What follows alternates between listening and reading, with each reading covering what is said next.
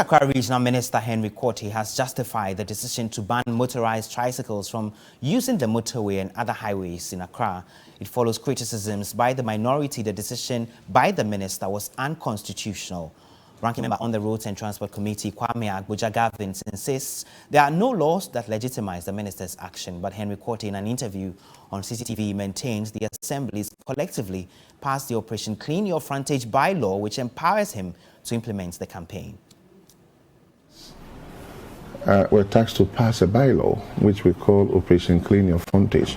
And I want to say this, when you look at Ghana's constitution, right, which I have here, Article 2413, and I quote, subject to this constitution, a district assembly shall be the highest political authority in the district and shall have deliberative, legislative and executive powers. We directed the MMDC DAs to all pass the bylaws, and so they went, did the initial draft, and we engaged the stakeholders, GUTA, AGI, Advertisers Association, Market Queens, ProTour, GPRTU, name them. And then finally, I consult, or rather engage, the members of parliament in Greater Accra, both sides of the political divide. In fact, we went through the bylaws clause by clause, as I said, and then we all came together and agreed on how the bylaw must go. In all this, we had a representative from the Attorney General who sat in it and actually did the drafting, and then we brought it back to the members of parliament. We looked at it, and then the law allows the RCC to look at it, whether the laws, as I said, conforms with the mother law. It doesn't deviate from it. We did that, and subsequently it went for a gazetting. And since then, it has Operation Clean Your Frontage is now a legal document. Meanwhile, transport consultant Cecil Garbrah believes the ban on motorized tricycles on the motorway and other highways is best practice. He tells TV2, despite mixed reactions that have greeted the minister's Aboboya ban, the rate at which tricycles have been deployed clearly poses public nuisance to other motorists. Tricycles are not supposed to be on major roads. They're not supposed to be on highways. The laws are there.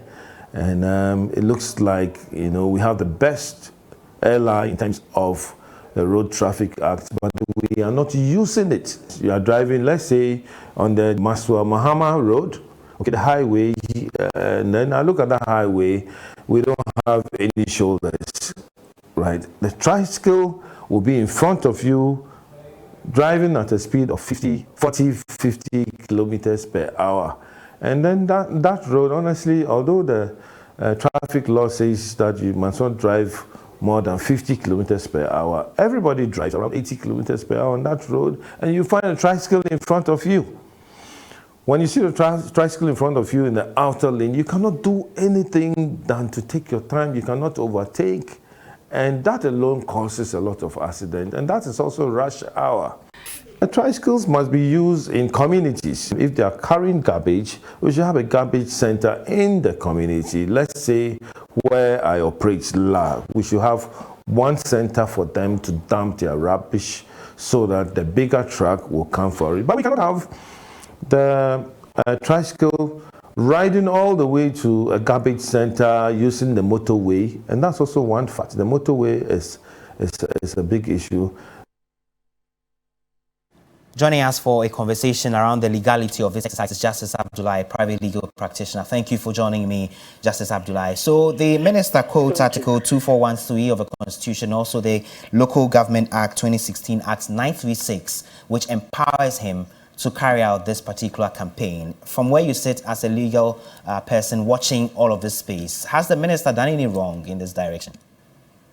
Indeed, you cannot fault a minister when he's taking a decision to save lives and property. Unfortunately, laudable as that may be, I think I will recommend seriously that the minister looks carefully at the legalities of it, because I find serious difficulties with the minister relying on an ally to make such determinations when the Road Traffic Acts and all the stakeholder acts support the driving of motorbikes and tricycles and indeed vehicles on our roads. There may be genuine difficulties, as I have admitted, with having those things on our roads. However, you cannot, by an ally or any other instrument, revoke the license of a person who has obtained a license to drive on a road through a statutory act of parliament, and then you use an ally, which is a subsidiary legislation or any other subsidiary legislation, to supplant that license from the person. It will be unlawful conduct to undertake, desirable as it may be, and the benefit of which are near to all of us. We can still not achieve that object. So you say, for example, so his reliance, for example, on the new bylaw, which he says was recently gazetted, does still not suffice? That's exactly the point I'm making. Unless it's not challenged by these tricycle riders, he may be able to get away with it. However, I do not think it is lawful, notwithstanding the ally that he relies on, because the overall object of these tricycles and bicycles are to be used on roads.